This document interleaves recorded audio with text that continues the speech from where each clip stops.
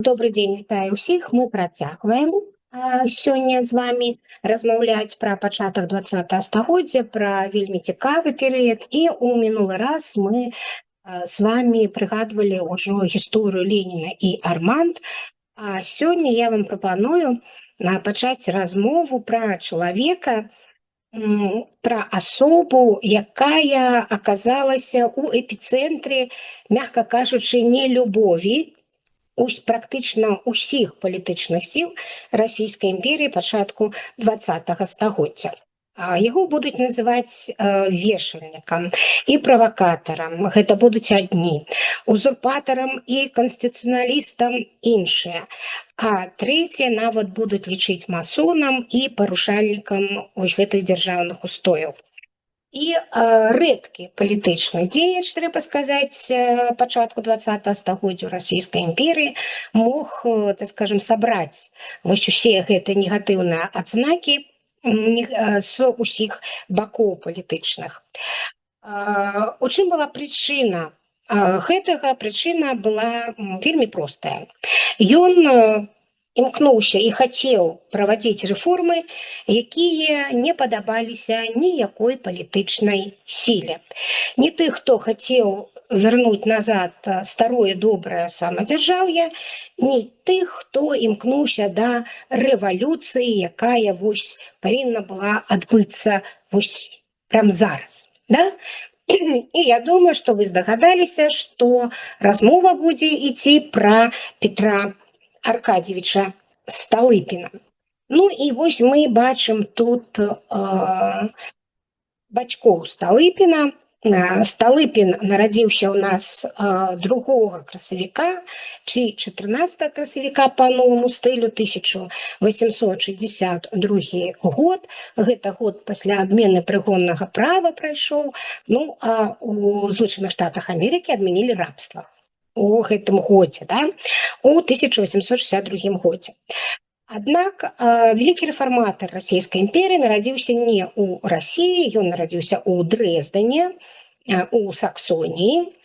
Як так здарылася? Яго мама паехала да сваіх родных, якія жылі ў Дрэздане, ну і там нарадзіўся, так скажем, нарадзіўся хлопчык. І ведаеце, нават месца нараджэння Сталыпіна, яно потым будзе прыгадвацца яму, лібералы будуць час ад часу яму прыгадваць, што такі рэфарматар, нарадзіўся у Германіі. Хаця род Сталыпіных быў вядомы з 16 стагоддзя у расійскай дзяржаве, такі даволі радавіты ён быў. І, канешне, бацькі адыгралі вядучую ролю у фарміраванні яго, так скажем, станаўлення яго характара. Бацька Аркадий Дмитриевич Сталыпин, ён быў генерал-ад'ютантам, удзельнікам Крымскай вайны, быў нават паранены пры абароне Севастополя, і ён быў сябрам Льва Толстога.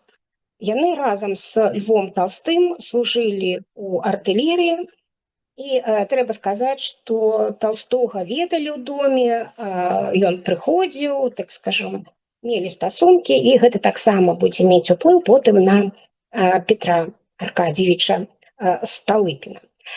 Пасля таго, так скажем, пасля заканчэння Крымскай вайны, бацька быў камендантам Маскоўскага Крымля і камандзірам грэнадзёрскага корпуса.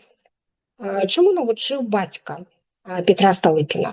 Гэта пачуццё долга, імперскае мышленне і неверагодную асабістую храбрасць. Такое бесстрашие, я нават сказала, што азначала Сталыпіна. Бацька Сталыпіна быў такім чалавекам старой закалкі, такім чесным, прамым, аднак дастаткова у яго быў такі ўзрыўны характар. Але, бачыце, ён нават разам з Барклаем де Толі выпусціў кніжку «Кароткая гісторыя Расіі» для народнага чытання. Маці Наталья Михайловна, урожденная Горчакова, Яна была жанчына вельмі разумная, і у яе была вельмі моцная сіла волі. Паходзіла з знакамітага дыпламатычнага роду. Яна была пляменніцай канцлера Александра Гаршакова, і менавіта мама арганізоўвала адукацыю дзяцей. Мама была строгай, патрабавальнай, но сына проста абажала. І сучаснікі казалі, што менавіта ад маці Пётр узяў ту самую гаршакоўскую дыпламатычную вытрымку і ўменне схаваць вось гэтыя свае сапраўдныя пачуцці за такой маскай невозмутимасці, такой, ведаеце, як зараз сёння называюць покер-фейс. Дзе былі, дзе праводзілі, дзе жылі Сталыпіны, радавы маёнтак і дзіцячыя гады Петра Сталыпіна прайшлі ў радавым маёнтку Середнякова пад Масквой. Сёння гэта музей Лермонтова. І яшчэ адна кропка, гэта маёнтак Калнаберже ці Калнанберг у Ковенскай губерні, дзе сям'я праводзіла, так скажем, лета. Цікавы факт, нягледзячы на тое, што сям'я была дастаткова такая арыстакратычная, атмасфера ў доме была даволі спартанскай. Наталья Михайловна не балавала дзяцей раскошай, у прынцыпе, якую яны маглі забяспечыць. І спалі Сталыпіны на дастаткова жорсткіх, амаль што салдацкіх койках з тонкімі матрасамі, прымалі халодныя ванны і з дзяцінства прывыкалі да дысцыпліны. Таму што і бацька, і маці лічылі, што вось гэты, так скажем, камфорт, ён губіць волю. У Сталыпіных з Натальей Афанасьевнай было, так скажем, 4 дзяцей. Нет, у Аркадия Сталыпина было, прабачце, две жонкі, двое дзяцей ад першага шлюба з Натальей Афанасьевнай Сталыпінай Мещерскай, і 4 вось гэта ўжо ад княжны Натальи Михайловны Гарчаковай, да?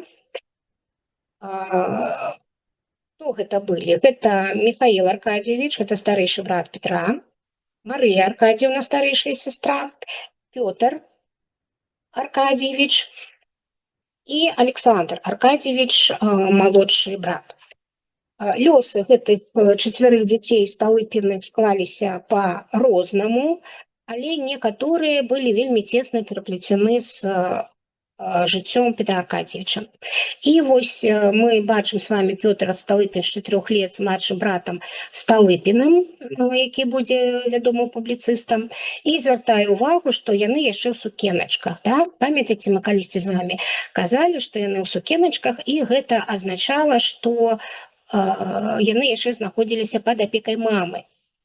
А вось ужо на наступны праз 3 гады, да, зроблена фотаздымак, там 66-й год, тут 69-й год, яны ўжо у такіх касаваротачках і штанах. Гэта значыць, што ім апранулі штаны, але разам з гэтым у іх з'явіліся і абавязкі. Абавязкі, перш за ўсё, адукацыйныя. Да? То есть, памятаеце, мы з вами казалі, што калі хлопчык перастае быць у сукеначкі, гэта значыць, што яго з'яўляюцца абавязкі.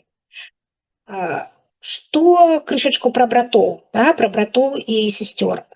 Михаил Аркадьевич, старэйшы брат, быў прапаршчыкам лейб-гвардыі Преображенскага, тут ужо палка, і ён ва ўзросце 23 гадоў загінуў на дуэлі з князем Іванам Шахаўскім.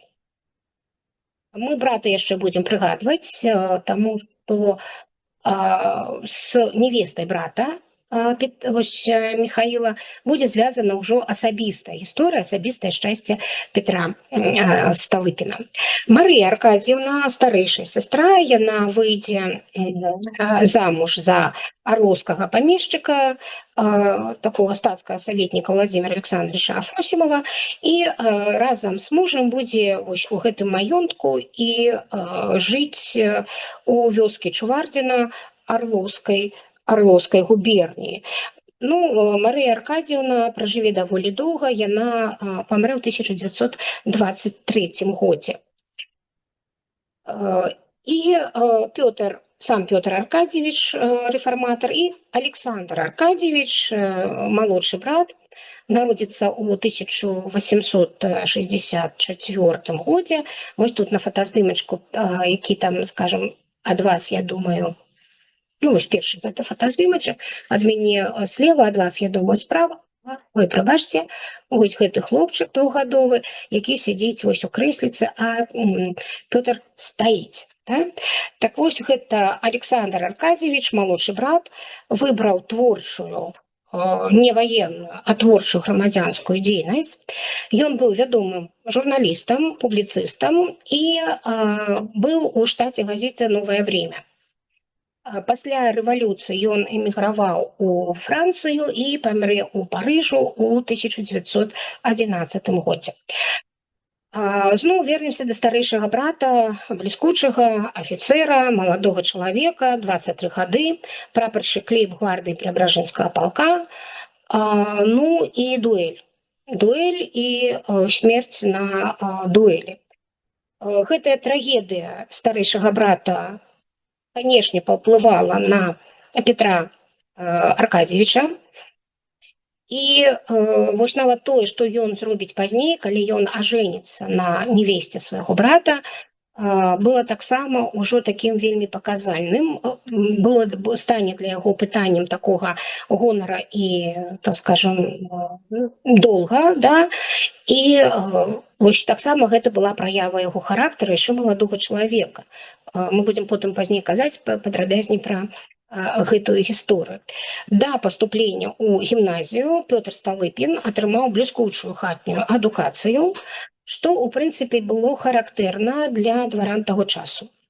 Першым настаўнікам у яго быў Сушэнкоў, які заклаў у хлопчыка вось гэтую базу характара разам з бацькамі. Вось гэтыя фундаментальныя асновы. Любить больше всего Бога, потом царя, потом кого хочешь, маму или папу. Еще раз.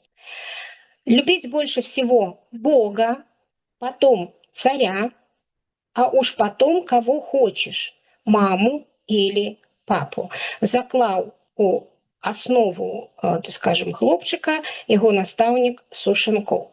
І гэта потым, як сам Сталыпін казаў, стаў яго такім компасам, таким для будучага дзяржаўнага дзеяча. Трэба сказаць, што атмасфера у доме Сталыпіных была такой даволі свабодалюбівай. І бацькі, калі шукалі настаўнікаў для сваіх дзяцей, яны не моцна і глядзелі, якога палітычнага накірунка гэты настаўнік прытрымліваецца. Іх цікавілі больш іх прафесіянальныя веды. Таму, напрыклад, яны, пісарва ўзялі, ну, праўда, потым адстранілі. І зноў жа, да,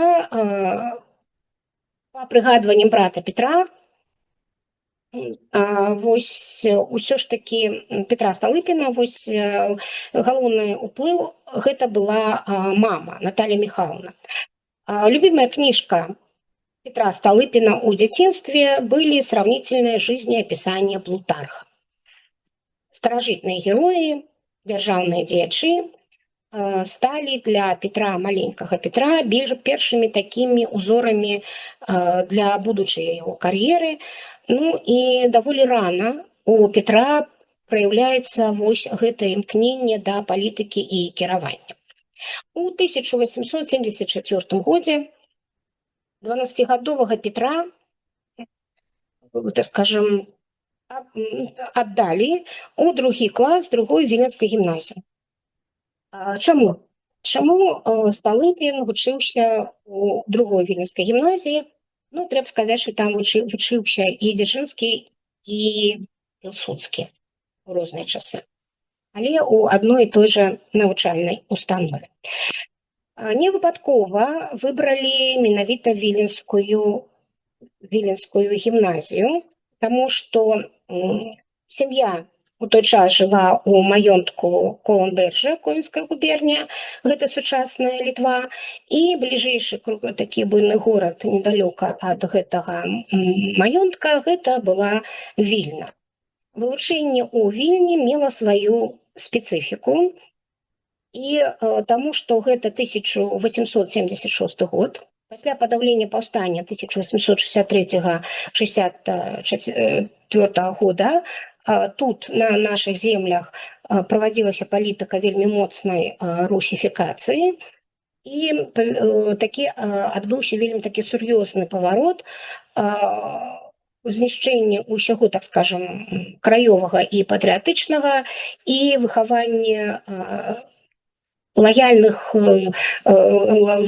падданых Российской империи. Вот что стало галоўнае. Ну і тым не менш, Вільня гэта літвіны, гэта палякі, гэта габрэі, гэта ўсё роўна такая мультикультурнасць, і вось гэтая мультикультурнасць сфарміравала ў Сталыпіна таксама вельмі важную рысу, якая неабходна для грамадскага дзеяча. Гэта шырата поглядаў, незашоранасць, да, таму што мультикультурнасць, шматнароднасць, трэба ўлічваць гэтую спецыфіку, і уменне арыентавацца ў складанай шматнацыянальнай абстаноўкі. Вось гэта Сталыпін набыў вось ужо вучыцца, калі ён пачаў вучыцца ў Віленскай гімназіі.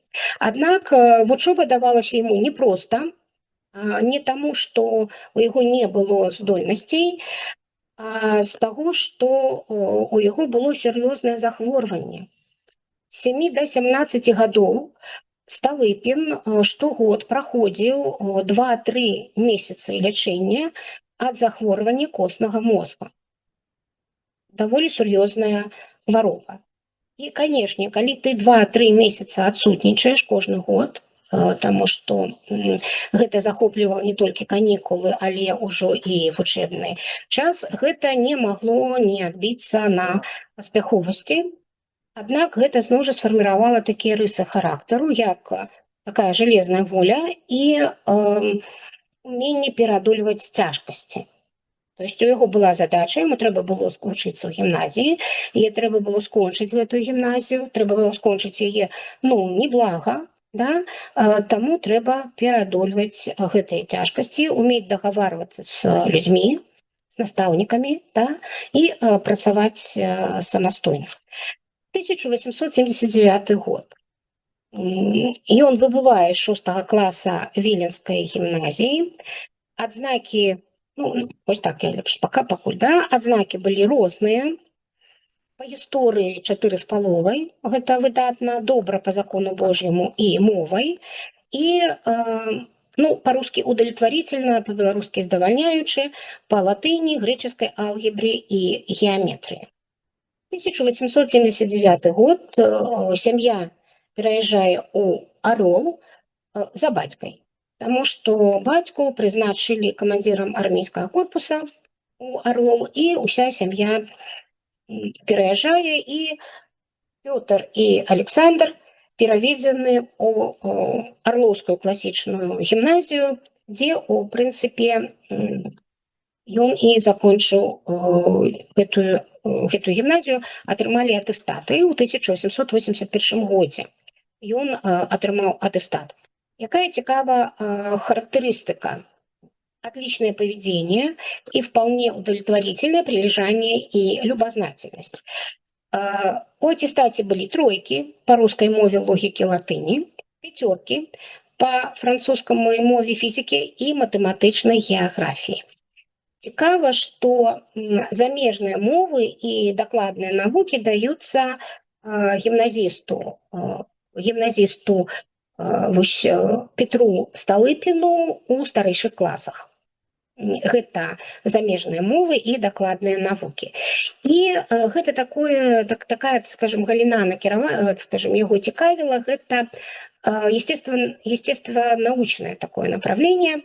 І калі будуць вырашаць, куды ж ён будзе паступаць, то ён вырашыць паступаць на фізіка-матэматычны факультэт Петербургскага універсітэта. да, вось ён выберэ гэты накірунак. Але яшчэ перад тым, як ён стане маладым студэнтам, тыя, хто яго акружаў у старэйшых класах гімназіі, будуць казаць, што ўжо ў гімназічныя гады Пётр Сталыпін выдзяляўся розумам, цвёрдай воляй і вельмі сур'ёзнай быў чалавекам. Да яго пачынаюць прыслухоўвацца, што ён кажа, і ўжо к моманту паступлення ва універсітэт у яго ўжо будзе такі ўнутраны стрыжань, які дазволіць яму потым спакойна супрацьстаяць рэвалюцыйнаму тэрору, які накрые расійскую імперыю у пачатку 20-го стагоддзя. Зноў жа паўтаруся, што такая мэтанакіраванасць і мужнасць фарміруецца, таму што гэтая барацьба з цяжкай хваробай выхавала у ім невероятную вытрымку і уменне не паддавацца абставінам.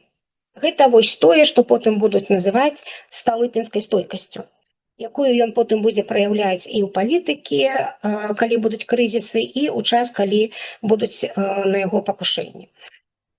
Гэта рацыянальнасць і шырата кругазора. Інтарэс к дакладным наукам і антычнай гісторыі сфарміруе у маладога студэнта практычны склад розуму. Ён прывыкне апераваць фактамі. Гэта дасць яму фізіка-матэматыка, ну і бачыць вышэйшыя цэлі, у якім ён убачыць у Плутарха.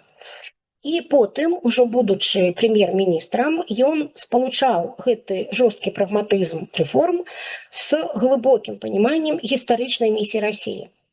Памятаеце, вам нужны великие потрясения, нам нужна великая Россия.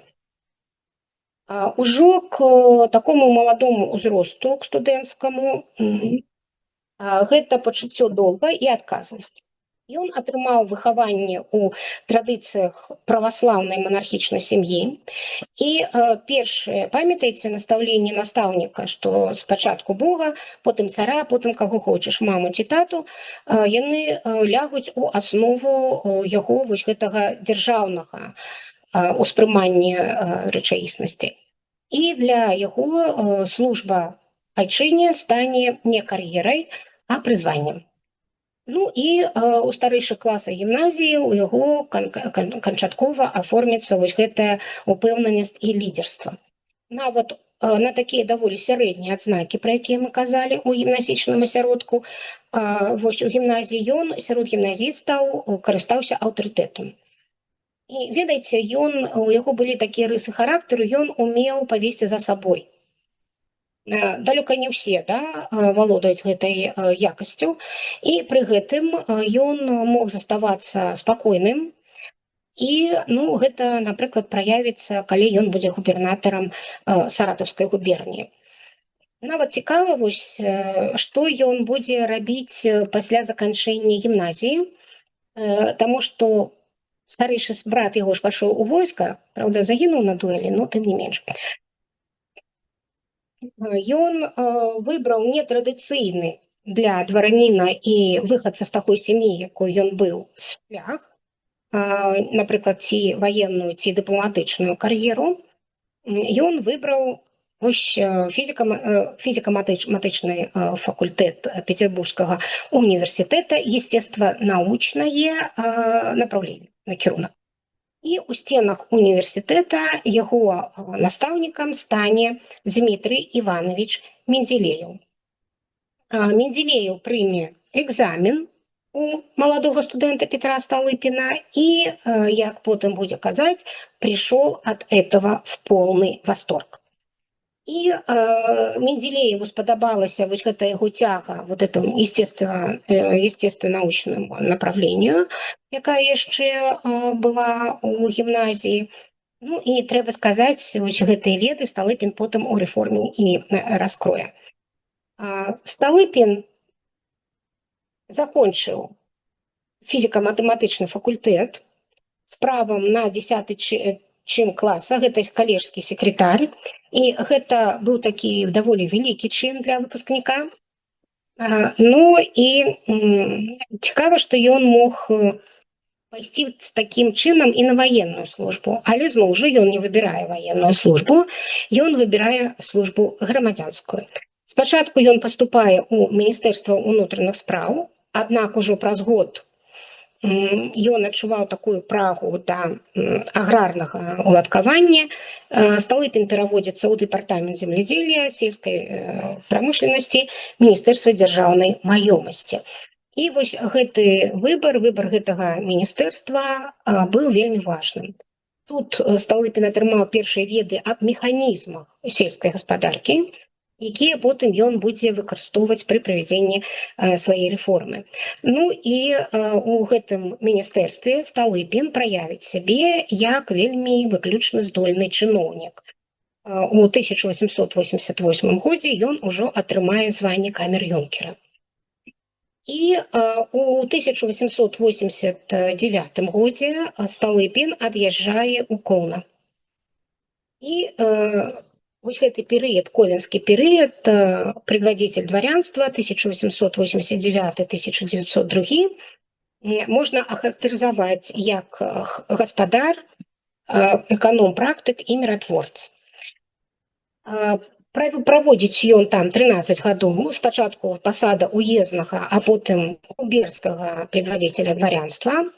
І гэта была яго такая прыступачка, першая яго такая сур'ёзная пасада, такога яго сталення, як можна так сказаць, як адміністратара. Ён прыязджае ў Коўна, гэта сучасны Каўнас, далёкі ад Петербурга горад ва ўсіх сэнсах. І вот замест гэтай такой сталічнай бюрократычнай руціны ён пачынае займацца рэальнай справай. Яму прыйшлося, ну і ён сам хацеў паглыбіцца ў, так скажем, патрэбы гэтага мясцовага гаспадаркі. Ну і мы з вами не забываем, што вельмі шмат часу сям'я праводзіла, яго сям'я, мама, тата і ён у дзяцінстве, яны праводзілі ў сваім маёнтку Ковенскай губерні. Да? То есть ён вельмі добра ведаў гэтую спецыфіку так скажем, ну, изнутры, да? Яму не трэба было расказваць казкі, да, таму што ён добра ведаў гэтую сітуацыю. Чым займаўся? Займаўся тым, што набываў новыя сарта пшаніцы, сучасныя прылады працы і займаўся асветніцтвам сялян. Тут ён кіраваў, не проста кіраваў, а ствараў такую узорную гаспадарку. Ну і менавіта ў Коўна, як сцвярджаюць даследчыкі яго біяграфіі, ён зразумеў, што неабходна разрушаць канчаткова сялянскую абшчыну. Таму што сялянская абшчына – гэта тое, што тармазіць прагрэс.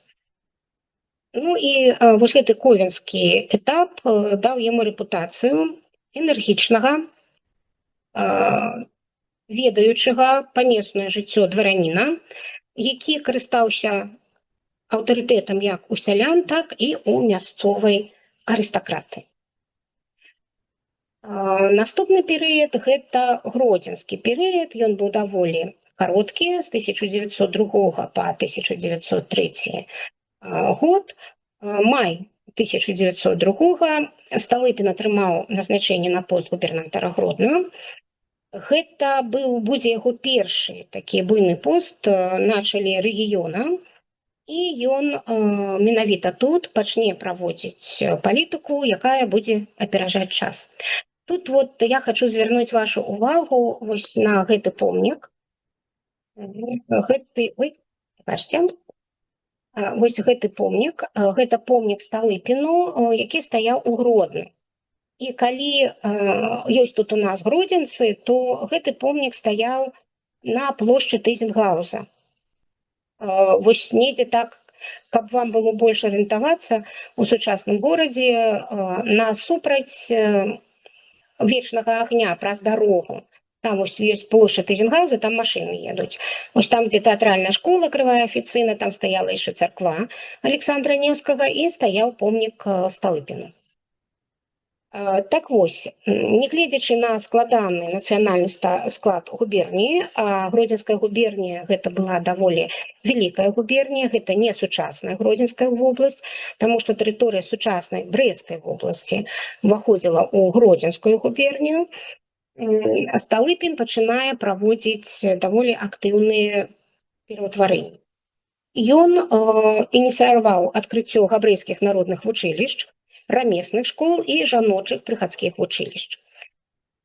Тут ён пачынае праводзіць аграрныя пераўтварэнні і настаиваў на расселенні сялян на хутары. Ён пачынае тут вельмі актыўна агітаваць, што трэба выкарыстоўваць штучныя ўгнаенні. Ну і трэба сказаць, што вось калі там стварэнне габрэйскіх народных вучылішч у Гроднай губерніі было успрынята даволі станоўча, таму што ўсё ж такі габрэйскае насельніцтва прагне адукацыі. Так вось гэтая хутарская сістэма, гэтае новаўтварэнне ў сельскай гаспадаркі кансерватыўныя памешчыкі рэагавалі, мякка кажучы, негатыўна. І пачынаюць крытыкаваць яшчэ даволі маладога губернатара. Ну и что отказывал Столыпин на их критику?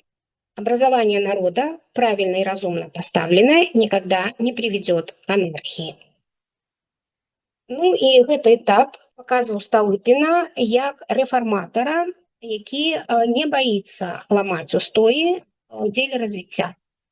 І тут ужо праяўляецца ў яго такія рысы характару, як настойлівасць і прынцыпіяльнасць. Да? То есть ён яшчэ такі даволі малады чалавек, у такое разуменне дзяржаўнага дзеяча, ён не баіцца ісці, так скажем, насуперак усіх, але, ведаеце, можа, гэта і маладосць давала яму такую магчымасць. Да? Калі мы маладыя, мы больш рашучыя у большасці сваёй, да? І потым, калі ўжо такім сталым узросце, мы можам уже сказаць, што ой, ведаеце што? Вось колькі вам гадоў, да? 40, боже мой, малады чалавек или барышня, сядзіце і слухайце, што кажуць разумныя людзі, якія пажылі больш, чым вы. Ну і 1903 год Столыпина адпраўляюць у Саратаў. С одного боку, ён становится саратовским губернатором, будзе ён там 3 гады, с 1903 по 6 год. И можно характеризовать этап жыцця Столыпина як усмиритель революций и герой экстремальных ситуаций. Что маецца на увазе? С одного боку, перавод у Саратаў был таким повышением. С одного боку. А з другого боку, менавіта ў гэтыя гады, перадрэвалюцыйныя і рэвалюцыйныя, Саратаўская губернія і Саратаў быў такім рэгіёнам вельмі цяжкім, які быў ахоплены рэвалюцыйным падполлем. І з гэтым рэвалюцыйным падполлем трэба было штосьці рабіць. Зноў жа кажу, Столыпин быў выхаваны ў монархічнай сям'і. Сім'я Столыпина і сам Столыпин быў вельмі адданы царскай дынастыі Романовых. Ён не аддзяляў атчызну ад монархічнай сістэмы кіравання Расіі. Ён не быў прыхільнікам самадзяржаўя, але ён быў вельмі шчыры прыхільнікам монархічнай сістэмы кіравання. Ён лічыў, што гэта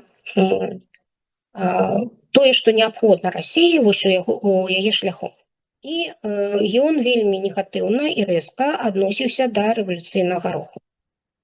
І менавіта у Саратаўскай губерніі Столыпин праявіць сябе як жалезны адміністратар і барацьбіць з рэвалюцыйным рухам, ну і праявіць тут рысы асабістай мужнасці, за што яго будуць паважаць нават яго ворагі. С пачаткам рэвалюцыі 1905 года Саратаўская губернія просто патоне ў пагромах і стачках. І у той час, як многія губернатары Расійскай імперыі просто гублялі кантроль над сітуацыяй, Столыпин паказаў свае асабістыя рысы характару. Ён дзейнічаў вельмі рашуча, без аховы, асабіста ён выходзіў да рабочых і сялян, якія бунтавалі. Быў такі легендарны выпадак, што ён выйшаў да натоўпу, і ён убачыў забойцу, які ідзе прямо на яго, і ён што робіць? Ён здымае з паліто і кідае сваё паліто на рукі гэтаму чалавеку. Такім чынам, па-першае, такая момант нечаканасці, а па-другое, гэтае паліто дастаткова цяжка, яно падае на рукі гэтаму чалавеку, ён ужо не можа, так скажем, зрабіць тое, што ён планаваў, а потым ён спакойна, Сталыпін мае на ўвазе, пачынае размаўляць натоўпам. Вось гэта яго характарызуе як чалавека такога крышачку, як мы бы сённяшняй мовай сказалі, безбашанага. Але пры гэтым ён вельмі жорстка падаўляе ўсе рэвалюцыйныя праявы. Нават выкарыстоўваліся казач'і часткі.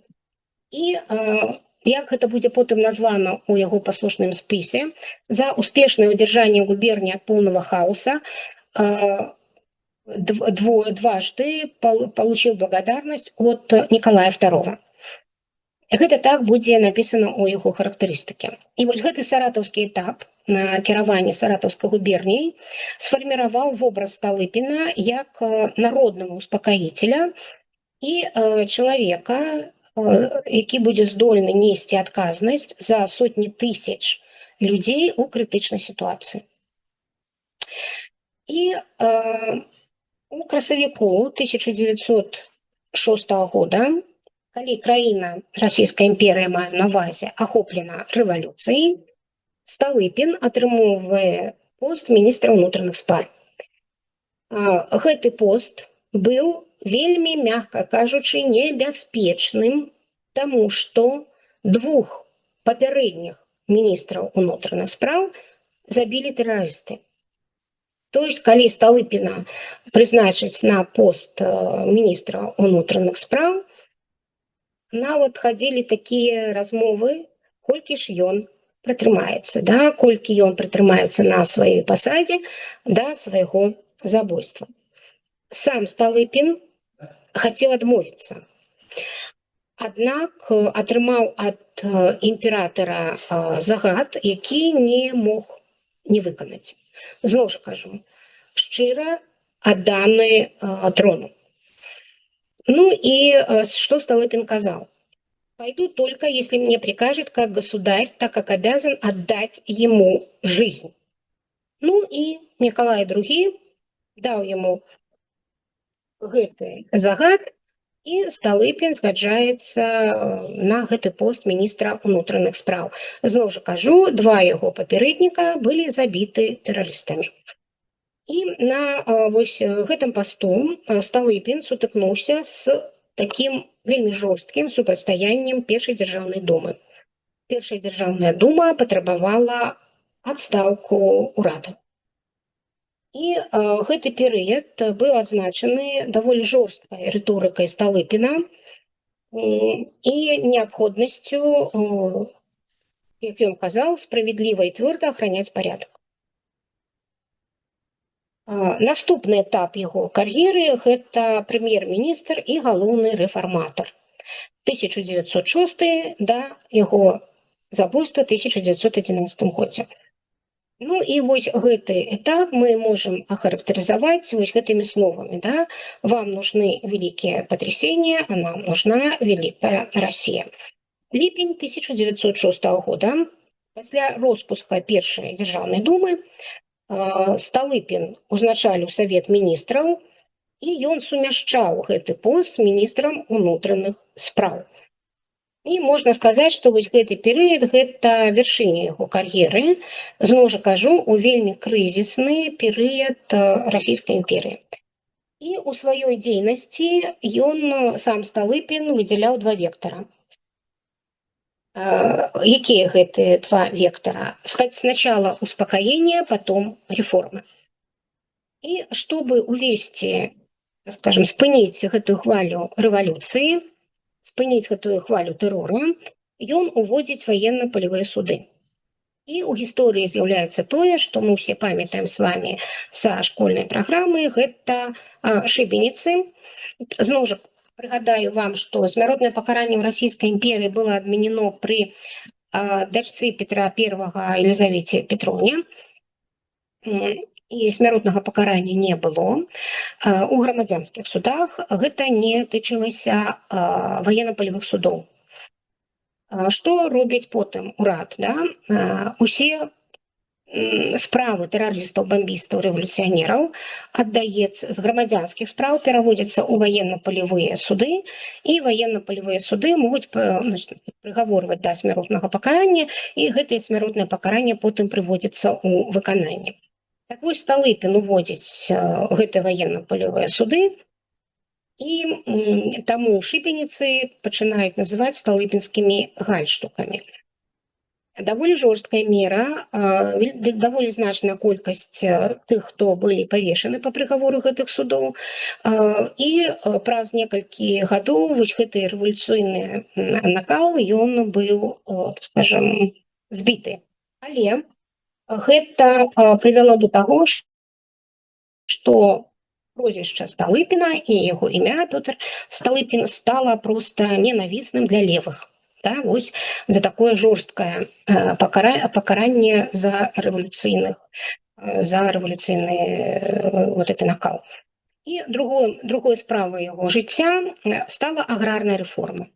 Аграрная рэформа гэта разбурэнне сялянскай абшчыны. Сяляне, гэта, ведаеце, сяляне, якія праглі і хацелі зямлі, а мы з вами ведаем, што пасля адмены прыгоннага права сяляне атрымалі лічную асабістую свабоду, але не атрымалі зямлі. Так вось, сяляне атрымалі права набыць хутар ці отруб у сваю ўласнасць. Гэта быў такі амерыканскі шлях развіцця капіталізму ў сельскай гаспадарцы, каб зямля належала тым, хто яе апрацоўвае. І з другога боку, вось ён хацеў, гэта такі амерыканскі шлях развіцця капіталізму ў сельскай гаспадарцы, і Сталыпін хацеў стварыць сярэдні слой, такі сярэдні клас сельскай буржуазіі, як апоры самадзяржаўя. Таму што, зноў жа паўтаруся, расійская імперыя пачатку 20-го стагоддзя гэта сялянская краіна. Большасць насельніцтва жыве ў сельскай мясцовасці. І для таго, каб гэта ўсё зрабіць, трэба было разбурыць абшчыну. Абшчыну з яе кругавой парукай, калі не кожны селянін, а абшчына адказвае за выкананне павіннасцей. І гэта, з аднаго боку, такая сацыяльная, такая стабільнасць, такая абарона пэўная сялян у абшчыне. Але з другога боку, напрыклад, кожная абшчына павінна здаць там 100 мешкоў зерня, там дзяржаве ці памешчыку, неважна. Раскінулі гэтыя 100 мешкоў, і апынулася, што кожная сям'я там павінна па 6 мешкоў. А ёсць сем'і, якія кажуць, я магу толькі 3. А дзяржаве ці памешчыку ўсё роўна, яму трэба 200 мешкоў. І вось тое, што не можа здаць пэўная сям'я, раскідваецца на ўсіх астатніх членаў абшчыны. З аднаго боку, гэта абарона селяніна, які ў абшчыне, а з другога боку, гэта цяжар для сялян, якія працуюць тых, якіх мы з вами б назвалі серадняк і кулак. Навошта мне цягнуць гэту бядноту, якая, не хоча, не можа, там неабходна пакрэсіць працаваць. І Сталыпін бачыў, што гэта вельмі сур'ёзна тармазіць развіццё сельскай гаспадаркі, і таму трэба праводзіць гэтую рэформу, разбурыць гэтую абшчыну, выходзіць на отруб і хутар, які замацоўваецца ў асабістую ўласнасць. Прыгадаю вам, чым адрозніваецца хутар ад отруба. Отруб – гэта проста кавалак зямлі, хутар – гэта кавалак зямлі з гаспадарчымі пабудовамі і хатай. Як правіла, хутар знаходзіцца за межамі вёскі, і калі мы з вами праязджаем па Беларусі, асабліва па заходняй Беларусі, то мы можам яшчэ нават сёння час ад часу сустрэць хутары, якія знаходзяцца ў аддаленні ад вёскі ці знаходзяцца нават у лесе. Вось гэта такая хутарская гаспадарка. Аднак усім жа можа не хапіць зямлі, праўда? Цікава, што на захадзе Беларусі гэтая рэформа Сталыпіна не была так актуальна, таму што на захадзе Беларусі і часткі Мінскай вобласці сялянская абшчына была ліквідавана яшчэ ў сярэдзіне 16 стагоддзя. Калі была праведзена рэформа, якой пачала Бона Сфорца, а потым яе сын, гэта валочная памера, калі сяляне замацоўваліся за валокамі. І там ужо кожны дым, кожная сялянская сям'я, яна несла адказнасць за выкананне павіннасцей. А вось на ўсходзе Беларусі абшчына яшчэ была. І там вось Сталыпінская аграрная рэформа праходзіла вельмі эфектыўна, і сяляне актыўна высяляліся на хутары, і, канешне, не хапала ўсім зямлі у Беларусі. Таму што калі сяляне атрымоўвалі зямлю, то памешчыкі сваю зямлю захоўвалі. То есть памешчыцкае землеўладанне, яно захоўвалася. І тут узнікае пытанне, а дзе ж узяць гэтую зямлю, дзе ж ствараць гэтыя хутары? І тут Сталыпін кажа, ведаеце, за Уралам, Сібір, Алтай, вельмі шмат неапрацаванай зямлі. Таму вось вам денежка, вось вам вагончыкі сталыпінскія, да, для перавозкі вас і вашага скарбу. І нават, так скажем, крэдытаванне сялян праз сялянскі банк быў створаны. Едьце на гэты новыя землі, стварайце хутары, стварайце паселішчы. І я вам хочу сказаць, што беларусы паехалі. І вельмі цікава, гэта была першая добраахвотная акцыя перасялення жыхароў з нашых тэрыторый у Сібір. Да гэтага як-то іх туды вывозілі не па добраахвотнай віне. А вось гэтая палітыка перасялення, яна спрацавала. 1/10 частка вярнулася, але 9/10 засталіся. І вось, напрыклад, вось гэтыя дыаспары беларускія у Сібіры, якія ёсць да сённяшняга часу, Урал, Сібір, Алтай, вось гэтая тэрыторыя, гэта тыя нашчадкі тых перасяленцаў, якія паехалі вось туды у пачатку 20 стагоддзя, калі Сталыпін праводзіў вось гэтую палітыку перасялення. Якія былі вынікі гэтых рэформаў? Расія пачынае дэманстраваць эканамічны рост, аднак гэтыя рэформы зноў жа падвергліся крытыке, таму што рэформы сутыкаліся з крытыкай і супраціву як слева, таму што левыя лічылі, што гэта проста грабеж народа, так і справа, таму што дваране казалі, што вы ламаеце ўстоі. Боже, зараз што будзе адбывацца? Зараз ўсё рухне, да? І таму іх крытыкуе. Больш таго, Сталыпін у гэты перыяд правёў новы выбарчы закон 3 чэрвеня 1907 года, які ўвойдзе ў гісторыю як 3 чэрвеньскі дзяржаўны пераварот. І гэты новы выбарчы закон, ён, вось 3 чэрвеня, да, 3 июня па-рускі, гэта і ёсць заканчэнне першай расійскай рэвалюцыі. Што гэта была за новая дума? Трэцяя дума, гэта лаяльная дума яму, як прэм'ер-міністру, міністру ўнутраных спраў. І гэтая дума дазволіла і адабрала правядзенне яго рэформ. Вось гэта быў такі поспех Сталыпіна як управленца. Я ўжо думаю, што ў наступны раз мы з вами паразмаўляем, як да гэтага адносіўся Мікалай II. Да? Ну і як скончыцца жыццё Сталыпіна, ён будзе 18 верасня ці 5, там як па-рознаму стылю, ён памрэ ад ран, які атрымае ў кіеўскім оперным тэатры ад стрэлаў, які здзейсніць Дзмітрый Багроў. Ну, гэта адбудзецца на вачах Мікалая II. Вось, ну, пра гэта мы, так скажем, паразмаўляем. Які быў вынік яго кар'еры? Ён пакіне пасля сябе парадаксальную спадчыну. Ён быў кансерватарам, зноў жа паўтаруся, які імкнуўся захаваць манархію, але яго рэформы ўсё ж такі разрывалі устоі вось гэтай суполкі. Ён марыў о вялікай капіталістычнай Расіі, но сваімі жорсткімі метадамі падаўлення ўсяго супраціву ён настроіў супраць сябе практычна ўсе слаі грамадства. І цікава, што яго рэформы перарве толькі Першая сусветная вайна. Нягледзячы на тое, што ён будзе забіты ў 11 годзе, рэформы яго перарве не яго смерць, а пачатак Першай сусветнай вайны. Крышачку пра яго асабістыя яшчэ крышачку рысы. Ён быў трудаголікам. І у яго гэты трудагалізм быў як лад жыцця. Ён быў жаvanкам, і пры гэтым ён быў хранічным недасыпальнікам, калі можна сказаць, што для чалавека, які фактычна кіраваў расійскай імперыяй у гады рэвалюцыі, было такім, так скажем, такой жорсткай неабходнасцю.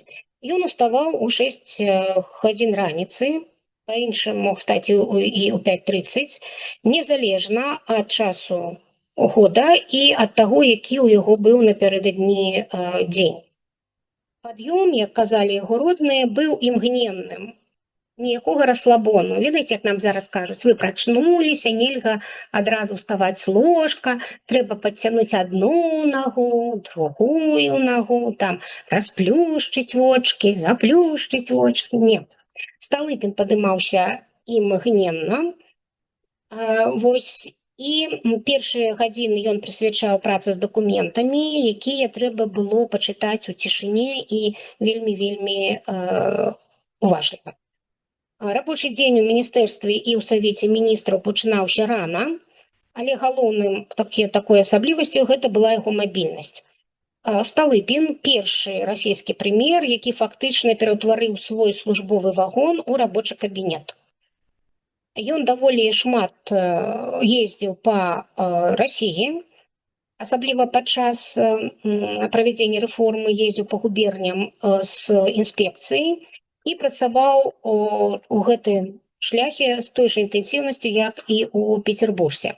Яго вагон быў, у яго там быў пісьмовы стол, ён прымаў губернатараў і даклады на чыгуначных станцыях, і такім чынам ён парушаў усялякія цырымоніі. Цікава, што калі Сталыпін у 1906 годзе стане прэм'ер-міністрам, ён паставіць сабе за правіла асабіста праглядваць усю ранішнюю прэсу, уключаючы і апозіцыйныя выданні да 9 гадзін раніцы. Что ён казаў? Я должен знать, что думают обо мне враги, прежде чем встретиться с друзьями. Ну і што яшчэ на сёння, гэта як выглядаў Сталыпін.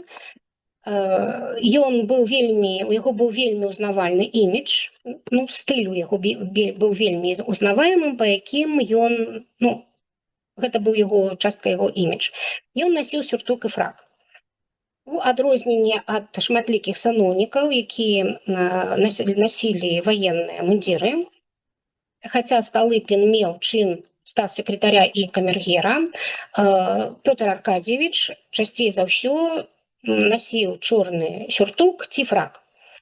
Такім чынам ён падкрэсліваў, што ён грамадзянскі палітык. Пенснэ, тут ён без пенснэ, але ў яго галоўны аксесуар гэта пенснэ на чорным шнурке. І гэта была не проста, так скажем, неабходнасць. У Сталыпін быў вельмі блізарук і прынцыпова не насіў ачкі, акуляры. А вось пенснэ стала яго такой візітовай карткай. Існавала у яго такая звычка, што ў моманты гнева ці такога максімальнага раздражнення Сталыпін здымаў пенснэ, рэзка здымаў пенснэ і клаў яго на стол. І гэта быў адзіны такі, скажем, момант рэзкасці ці хвалявання, якое ён сабе дазваляў на публіке, да? Але усе былі, так скажем, усе ведалі, што калі ён рэзка здымае пенснэ і кладзе яго на стол, гэта значыць, што спрачацца з ім было проста бессэнсоўна. Ну і, канешне, вось гэты сучаснікі азначалі яго выраз твару, да? Вось это каменнае лицо, это называлася яго. Ён ніколі не павышаў голас. Нават калі ў дзяржаўнай думе яго маглі асыпаць там аскарбленнямі, ён адказваў ціха з ледзяной ветлівасцю. Гэта яго звычка, поўны самакантроль выпрацоўвалася ў яго гадамі і была вельмі такой асазнанай. Ён лічыў, што міністр не мае права паказваць слабасць ці паказваць, што ён можа згубіць вось гэтае сваё самаабладанне. Так, нешта пра яго. Дзе ты ён? Ну і што любіў есці на сёння, да? Быў вельмі непрыхатлівым для чалавека яго палажэння. Што на сніданак? На сніданак гэта яйкі ў смятку, чорны хлеб, стакан малака ці кефіра. Ён не любіў, як ён казаў, изысканнасці в завтраке. Што елі на абед? Калі не было афіцыйных прыёмаў, сям'я абедала вельмі проста. Вельмі любіў Сталыпін украінскі боршч і грэчневую кашу. Даволі, так скажем, сціпла. Да алкаголя адносіўся вельмі спакойна. Ён мог выпіць бакал віна за абедам, но ніколі з алкаголем не злоўжываў. У 1914 годзе будзе ўведзены ў расійскай імперыі сухі закон. Гэта будзе ўжо уведзены пасля яго смерці. Вось, калі Сталыпін быў прэм'ер-міністрам, то гэта ўжо абмяркоўвалася. То есть ён быў прыхільнікам увядзення сухога закона, ён бачыў у Расіі вось гэты алкагалізм і п'янства, гэта вялікая праблема і біч, то есть вельмі спакойна адносіўся да алкаголя, і моцнага алкаголю ён практычна не ўжываў. Што ж было яго галоўнай слабасцю? Гэта была гародніна і фрукты. Ён жа быў аграномам по вялікаму рахунку, естественно-научнае направленне гэта і агранамія у тым ліку. Ён вельмі любіў садаводства. У сваіх іменнях ён сачыў за садам асабіста. І калі нават быў прэм'ерам, ён мог, праязджаючы міма рынка, спыніць экіпаж, купіць яблык ці груш і есці іх прямо на хаду. І мог нават абмяркоўваць з вазніцы сорт, які ён купіў, які можна было яшчэ купіць, як яго можна было удасканаліць. Фізічная актыўнасць і спорт ён таксама вельмі любіў. Ён не быў атлетам у класічным разуменні, гэта было звязана з хваробай. Вось, замяняў гэта волей. Галоўнай яго такой страсцю было паляванне. Ён хадзіў з ружжом на качак, цецервоў і ласей. І вось паляванне было не толькі такой забаўкай, але і сродкам перазагрузкі. Ён казаў: на охоте я отдыхаю от мыслей. І нават калі ён будзе прэм'ерам, к жаху аховы ён на некалькі дней мог паехаць у лесныя угоддзі на паляванне, чым, так скажем, палохаў ахову, таму што ўсе ведалі, як даволі негатыўна шмат чалавек да яго адносіцца, і маглі проста прастрэліць на гэтым паляванні. З дзяцінства ён любіў каней. І нягледзячы там на пакушэнні, пра якія мы будзем з вами казаць, самае такое будзе ў 1906 годзе, і у яго будзе травміравана рука і нага, ён будзе працягваць ездзіць верхом. І ён, зноў жа кажу, у яго была такая хвароба костнага мозга, і фізічная боль гэта было тое, што суправаджала яго ўсё жыццё. І ён навучыўся ігнараваць гэтую фізічную боль. А далей пра яго цікавыя звычкі, пра астатнія бакі яго жыцця і пра тое, як адносіліся да яго розныя палітычныя лагеры і асобы, мы паразмаўляем з вами ў наступны аўторак. Дзякую вялікі, да пабачэння.